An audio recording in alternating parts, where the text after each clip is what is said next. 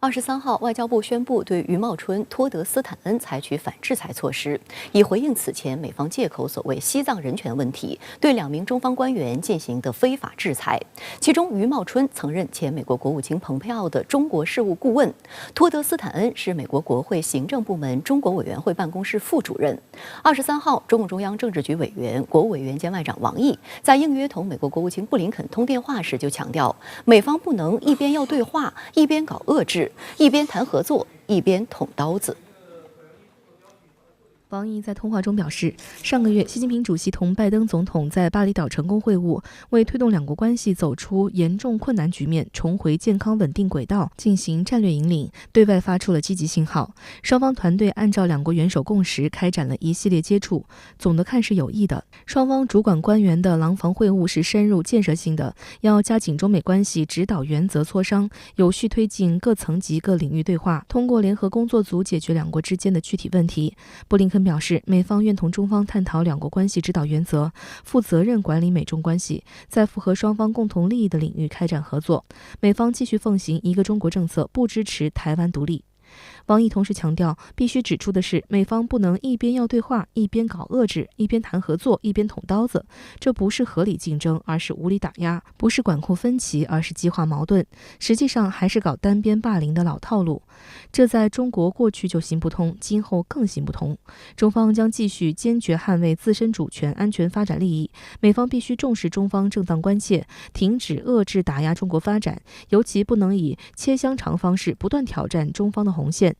新年应有新气象，两国和世界人民都普遍希望中美关系止跌回升。零和思维只会导致两个大国相互消耗、迎头碰撞。双方要按照两国元首指明的方向，探索中美两个大国的正确相处之道，为两国人民福祉和世界和平稳定做出应尽努力。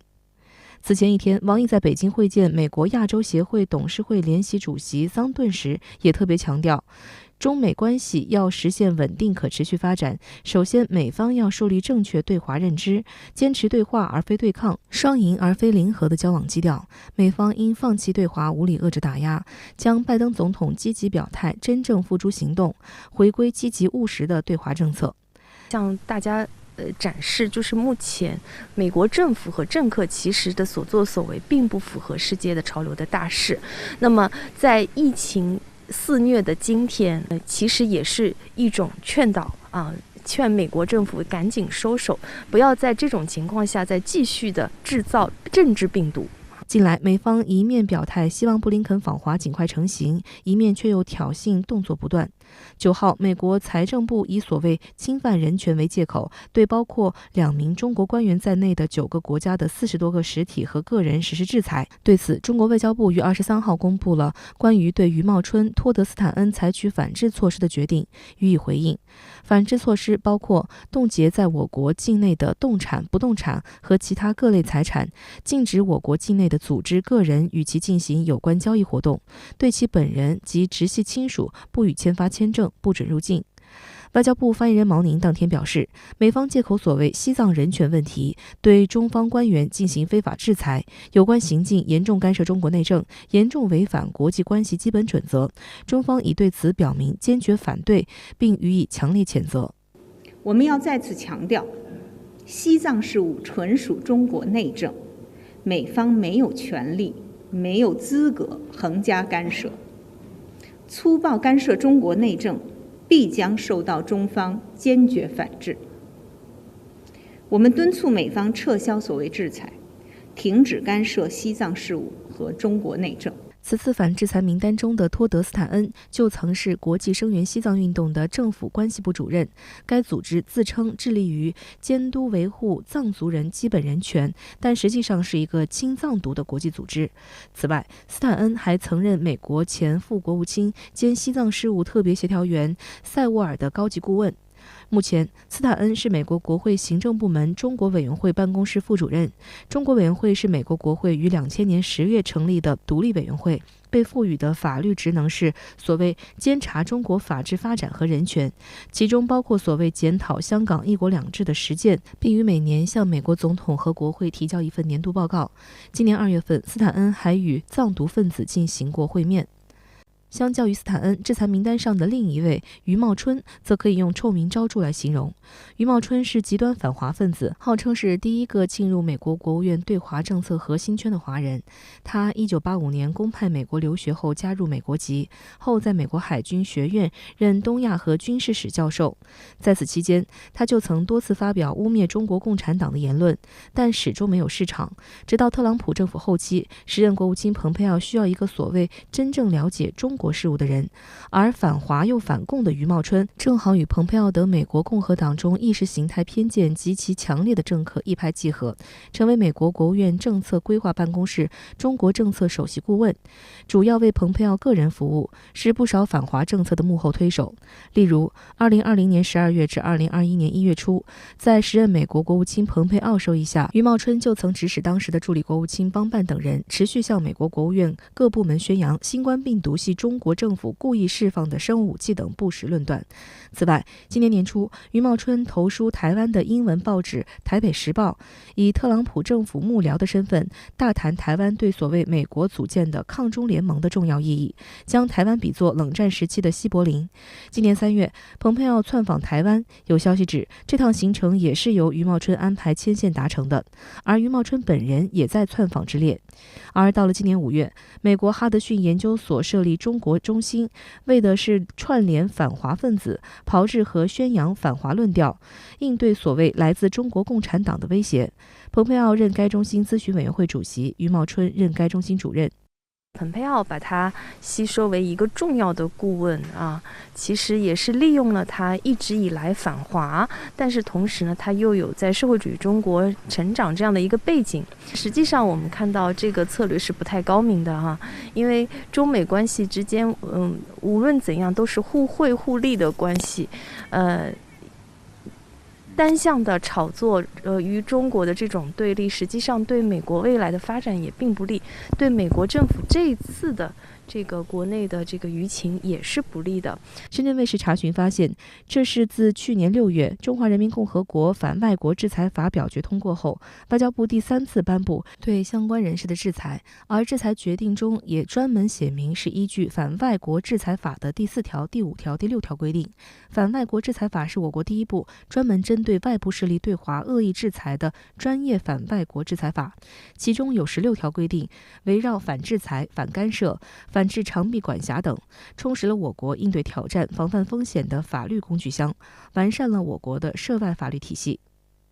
反外国制裁法在落地实施几次都是令行禁止，其实也是在向世人展示中国一直都是按规则来办事，令行禁止的。相关话题来连线推评论员管瑶，管先生您好。王毅今天应约同美国国务卿布林肯通电话，强调中美关系新年应有新气象，但他也告诫美方不能一边谈合作一边捅刀子。您对此如何看？好的，主持人，那么这呢是中美外交高官在年终岁尾进行的一次重磅的沟通。新华社电稿强调，中方应约通话，那么显示通话呢是由美方发起。那就通话的主要目的今天美国国务院发言人普莱斯发布的简短声明，第一句就阐述的一清二楚。The Secretary discussed the need to maintain open lines of communication and responsibly manage the US-PRC relationship。布林肯国务卿商讨了保持开放沟通与负责任管理美中关系的必要性。我注意到根据新华社的通稿，王毅呢也表示要加强中美关系指导原则磋商，有序推进各层级各领域对话，通过联合工作组来解决两国间的具体问题。所以说到全世界最重要双边关系的新联新气象，一个及时的观察指标就是呢，发起通话的布林肯本人他会不会如愿如期访华。那么这是普莱斯声明强调保持开放沟通的一个核心潜台词。事实上呢，在中美元首巴厘岛成功举行超过3小时的面对面会晤，对中美关系把行定向做出强有力的引领之后，那么布林肯已经多次表态，希望在明年初访华，商讨落实推进两国元首的共识性的议程。那么当地时间周4下午，布林肯在国务院出席媒体吹风会，盘点美国1年来的外交政策。他用2个英文词来形容习拜会 ：candid、productive， 坦率有成果。那么布林肯就再次强调，期待在明年初访华时能够推进美中对话。所以我们结合中美各自的表态，布林肯明年初访华应该是大概率的事件。那么这也将是他就任国务卿进入第3个年头的第一次。那么就中美关系重要性以及面对的复杂挑战而言，美国最高外交官来华确实太晚了。当然了，王毅阐述中方立场时也毫不含糊，他对美放了重话，不能一边要对话一边搞遏制，一边谈合作一边捅刀子。美方哪些个动作是无理打压的定向遏制，哪些又是激化矛盾的捅刀子行径，布林肯不会不清楚。中方呢对此也是斩钉截铁，搞单边霸凌老套路，在中国过去行不通，今后更是行不通。值得注意的是，就在中美外长通话当天，中方发布第4号外交部令，对美方余茂春及斯坦恩2人采取反制措施。您对此有何观察？那么，正如第4号外交部令所强调的，这是中方的反制措施，是对等行动。就在本月初，美方滥打所谓西藏人权牌，对包括西藏自治区前党委书记吴英杰在内的2位中方官员实施所谓制裁，而实施的机构呢是美国财政部。由王毅签字发布的外交部4号令，正是据此做出对应的还击。已经有人注意到，外交部1号令是在2013年2月1日起颁布实行的。那么折算起来，大致相当于每3年才会有一个外交部令。那就此而言呢，对美方这俩货的这个惩戒的规格，那是相当之高的。可以对照的是，这次受制裁的华人余茂春，他名字总是和他攀附的美国史上最烂国务卿蓬佩奥连在一起。蓬佩奥卸任当天迎来中方制裁，但是呢，当时是以发言人表态的形式发布的。当然呢，这也意味着在反制裁国家法公布实施之后，我们的法律执行的工具箱还是有诸多的选项。这次受中方制裁的2个对象，一个呢是特朗普政府的前中层官员，一个呢是国会行政部门中国委员会办公室的副主任。实际上，无论国会山亦或是美国国务院，这都是密集出台涉华法案或者是执行相关对华政策的部门。未来这些个部门可能会成为2大国制裁与反制激烈而且是密集的交锋对决的重点场域。比如有望接任众议长的麦卡锡，他已经承诺要发起成立所谓众院中国专门委员会。而布林肯上周呢，也和副国务卿舍曼联合为国务院内的新设机构 China House， 也就是中国院来揭牌。生于中国并且在内地接受大学以及基础教育的余茂春，这次创造了又一项纪录，他成为首个遭中国外交部令制裁的海外华人，被彻底钉在了历史的耻辱柱。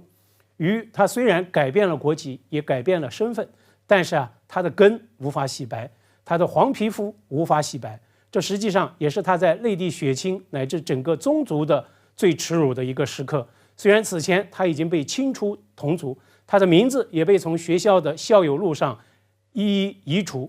有必要提醒，余茂春离开国务院之后，他呢追随蓬佩奥加入到哈德逊研究所，那么继续上演所谓学术繁华的戏码。那么对于他奉职的这个智库机构，中方企业、中方的机构与个人必须要绷紧制裁这根弦，要和他彻底的划清界限。好的，也谢谢管先生跟我们共同在线分享您的观点，谢谢。在乌克兰总统泽连斯基访美期间，美国宣布向乌克兰提供价值18.5亿美元的新一批大规模军援，包括乌克兰要求的爱国者防空导弹系统。对此，俄罗斯总统普京就回应称，爱国者防空导弹系统陈旧落后，美国向乌克兰提供该系统只会延长冲突，无法改变结果，俄罗斯会把他们干掉。当地时间22号，普京出席了俄罗斯联邦国务委员会会议，并于会后在克里姆林宫与媒体代表进行交流，回答了多个领域的问题。普京说，正如他此前多次强调，敌对行动加剧只会带来不必要的损失，俄方的目标并非令局势恶化，而是结束战争。Наша цель не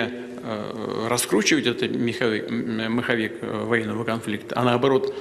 закончить эту войну. Мы к этому стремимся и будем стремиться. Поэтому мы будем стремиться к тому, чтобы это было закончено. И чем быстрее, тем лучше, конечно. Ну а что касается того, что и как происходит, я уже много раз говорил интенсификация боевых действий ведет к неоправданным потерям. 普京说，俄方一直欢迎谈判，因为所有武力冲突最终都是遵循外交方式，以谈判收尾。基辅方面越早意识到这一点越好。我们都知道，俄乌双方或者是俄美之间对于如何结束乌克兰危机有很大的分歧，特别是在领土和主权问题上。那么，俄罗斯所说的这种所谓尽快谈判和尽快结束俄乌冲突，很显然是有条件的。那么，俄乌两国的条件相去甚远。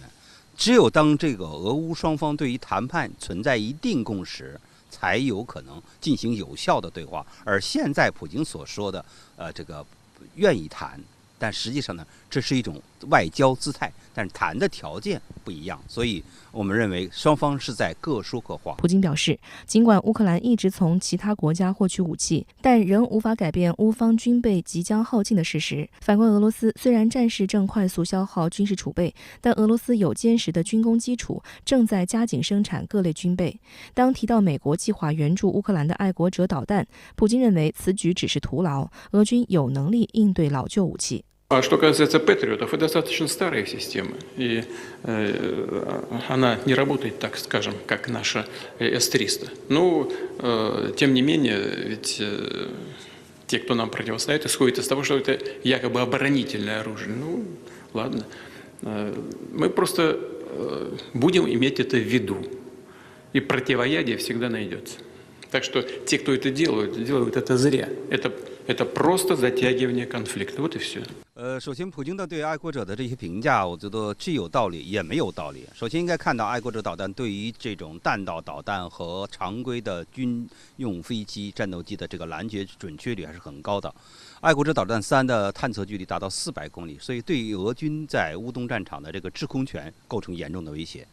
但是呢，既有矛就会有盾啊。所谓的这个爱国者导弹是一个盾，但是爱国者导弹呢，也是20世纪90年代的这个防空武器。那么我们都知道，最近俄罗斯已经研发出各款的高超音速武器。那么高超音速武器对于爱国者而言呢，是无法防的这个武器。所以呢，俄对于反制爱国者导弹有很多方式，也有很多手段。因此呢，爱国者导弹在一定程度上会缓解乌克兰的防空方面的这个短板，但不会对全部的战局影响。俄总统新闻秘书佩斯科夫22号也表示，泽连斯基访美期间，俄方没有看到任何可以被视为倾听俄关切的潜在意愿的表态。就像美国向乌提供的其他类型武器一样，爱国者防空导弹系统将成为俄军方的合法打击目标。此前一天，泽连斯基到访美国，在白宫会见了拜登，并在美国国会进行了演讲。泽连斯基要求美国向乌克兰支援更多武器，同时誓言乌克兰永远不会投降。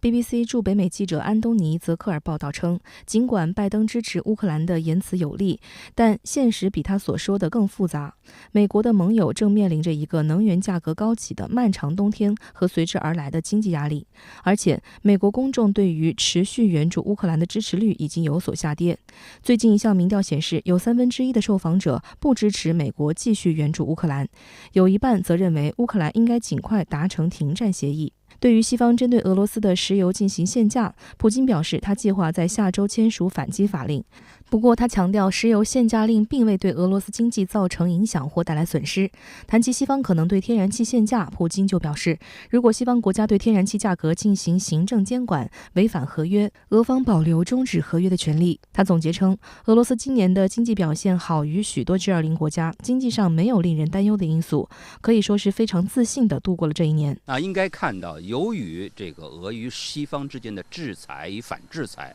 由于俄乌冲突，使得国际能源价格始终处于高位。未来俄经济的发展取决于它的能源价格，也取决于俄与西方脱钩的速度。当然，我们已经看到了俄罗斯在积极应对这个与西方脱钩，那这将能源出口市场由欧洲转向亚太地区和南方市场。那么从这个角度讲呢，俄已经做好了向西方长期的这个斗争和长期博弈的这样一种准备。提及几个月来多次发生爆炸的北溪天然气管道，普京就将这些破坏事件归咎于西方国家，并斥责这是国家层面的恐怖行径。土耳其退役海军少将丹尼兹·库特鲁克近日在接受中央广播电视总台记者采访时，也认为北溪天然气管道爆炸的最大嫌疑方是以美国为首的一些西方国家。Really, first of all, we don't know it. It depends the gathered evidences, which have not been made public yet. As old Roman saying,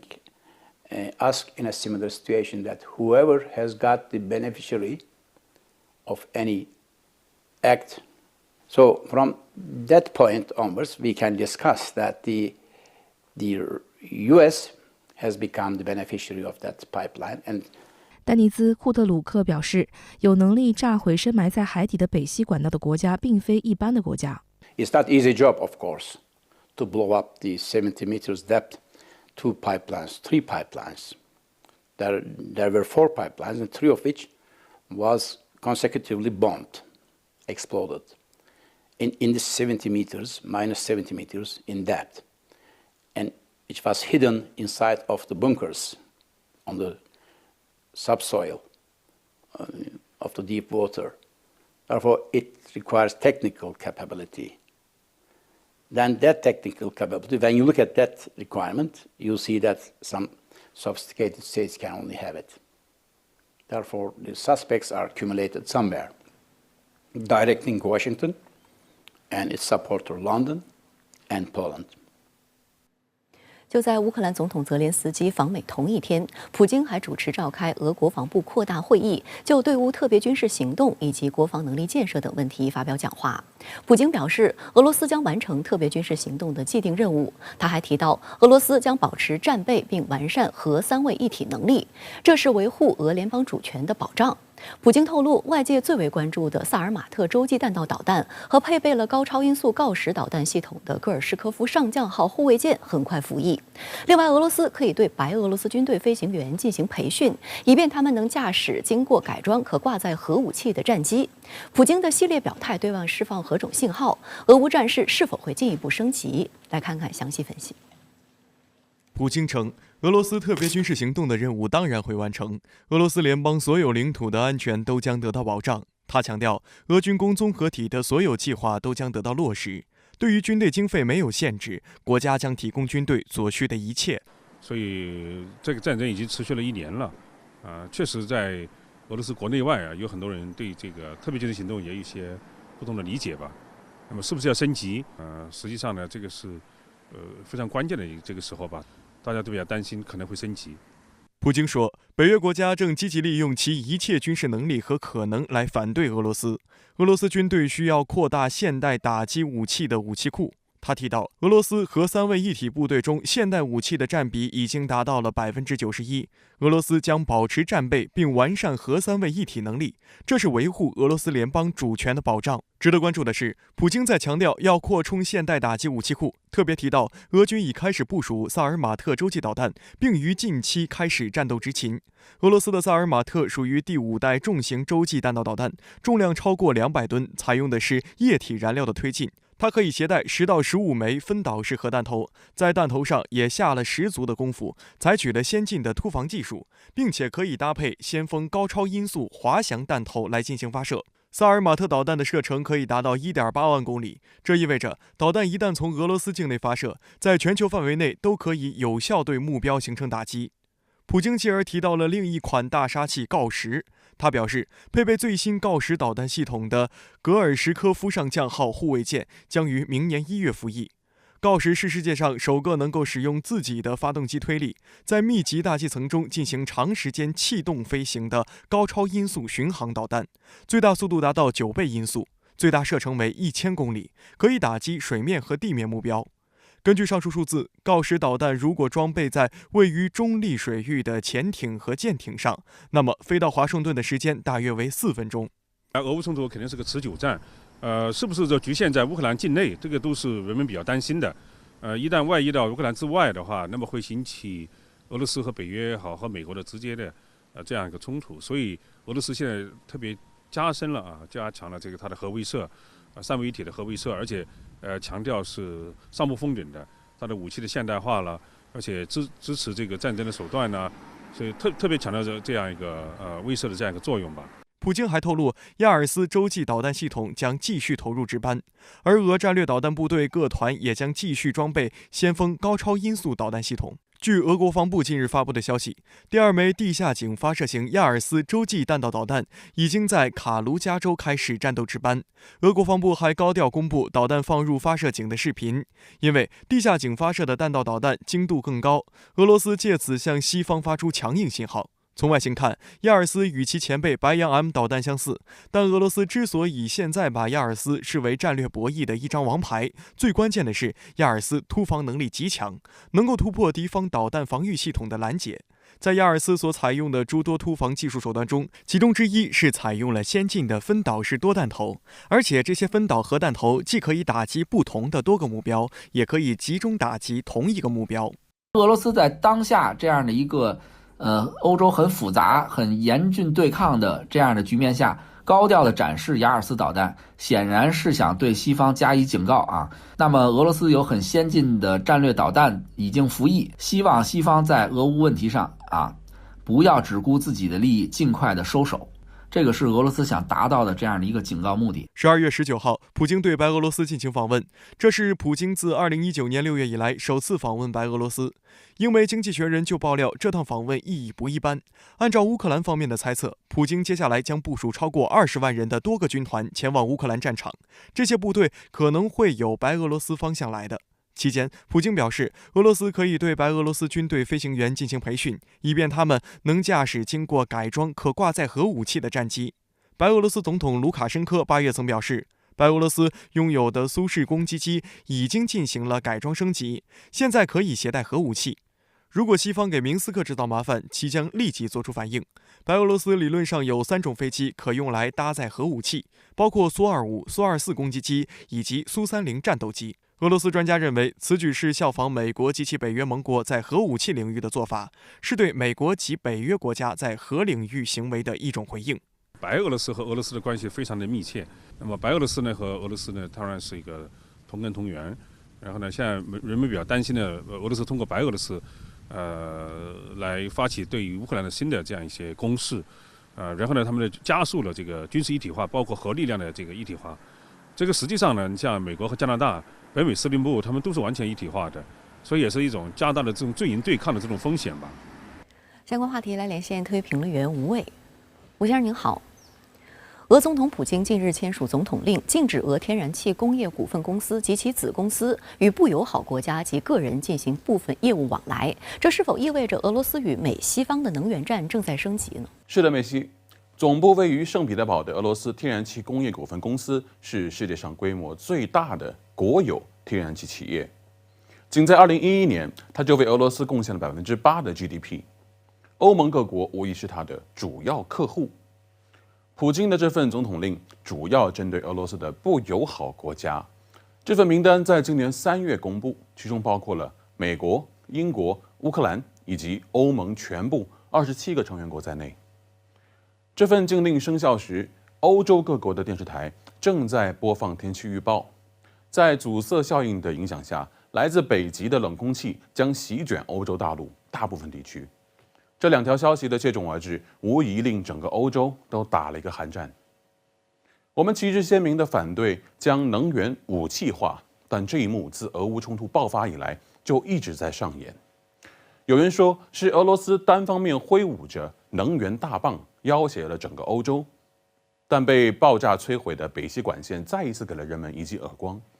这桩谜案提醒我们，观察这场能源博弈不能仅仅盯着欧洲地图。大西洋彼岸的美国同样深度介入，甚至是赚得盆满钵满。能源不仅被武器化了，还成了鞭策盟友谨言慎行的教条。欧盟委员会主席冯德莱恩提出的方案是，强制性要求欧盟成员国减少用电需求，对非天然气发电公司额外征税，对化石燃料公司额外征税，对俄罗斯天然气实施限价。据美国政治新闻网 Politico 透露，欧盟委员会考虑的方案是将俄罗斯天然气的价格限制在50欧元每兆瓦时，也就是不到目前现货价格的1/5。好家伙，这分明是写作限价，读作砍价。普京对此大为光火，这个价格比俄乌冲突爆发之前他们与欧盟签订的合同价格还要低。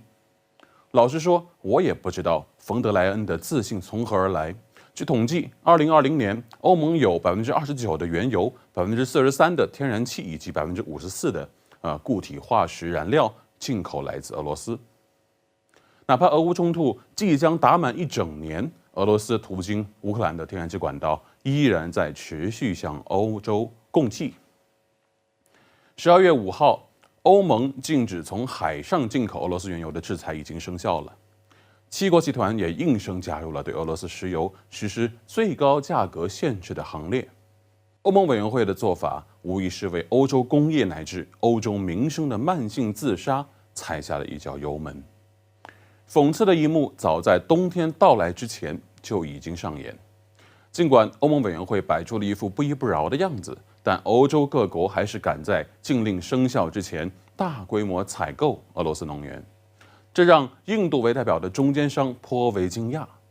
印度石油部长普利向美国媒体吐槽，欧洲人现在1个下午采购的俄罗斯石油比印度1整个季度买的还要多。我想，对这一切，冯德莱恩应该也是看在眼里，默不作声吧。另一方面，俄总统普京周4在召开记者会时表示，将致力于结束这场俄乌冲突，越快越好。那您是如何来看普京的这番表态？俄乌冲突今年2月底爆发，从春寒料峭打到凛冬已至，现在一转眼都快1年整了。俄方冠之以特别军事行动的名义，最初确实是打算以闪电战的方式快刀斩乱麻。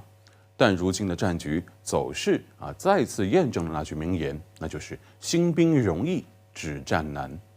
就连普京自己也承认，战局并未按照预期计划进行，情况很艰难。耐人寻味的是普京昨天这番结束冲突越快越好的表态，是在泽连斯基访美会见完拜登总统之后做出的。克里姆林宫对美乌领导人此次会晤表达了遗憾。佩斯科夫说，美国与乌克兰领导人均没有表达出想要倾听俄方关切的意思，连一篇呼吁和平的声明也没有发表。几个月前，我曾经分析俄乌冲突的降级模式以及和平解决方案仍然没有显露出曙光。如果将乌克兰战场比作一团篝火，如果各方仍然在往里面投放柴火，我们显然不可能指望这团火它会自己熄灭。就以泽连斯基此次访美作为观察点，他从拜登手里拿到的总价18.5亿美元的军事援助清单。那么细看这份军援单子爱国者防空导弹系统无疑是舆论最为关切的所谓新内容，但我却留意到另外几个细节，比如说清单里首次出现的捷达姆套件，这类套件可以将传统自由落体式的铁炸弹改装成具备激光引导能力的精确制导炸弹，将大大提升乌克兰空军的对地打击效率。此外，清单上还出现了哈姆反辐射导弹的影子，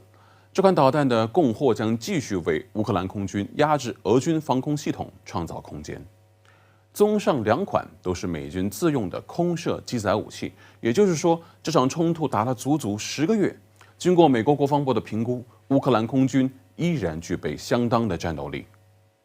值得注意的是，在清单上有多达10万发125毫米坦克炮弹，以及数万发152毫米、122毫米榴弹、122毫米火箭弹。要知道，这些口径数据清一色都是华约制式。美国引领的所谓北约制式，主要使用120毫米坦克炮、155毫米榴弹炮。也就是说，清单上的这10几万发炮弹都不是美国生产的。我推测，主要来自欧洲一些曾经的华约国家的军火库。这在很大程度上凸显了美国在这场战争中扮演的角色之一，那就是一个系统全面的军火提供者。随着这些柴火陆续投入，乌克兰战场这团火恐怕只能越烧越旺。从这个意义上看，就算普京释放出希望尽快结束俄乌冲突的积极信号，但美国目前还没有接茬的打算，这无疑是一个坏消息。好的，也谢谢吴先生跟我们共同在线分享您的观点，谢谢。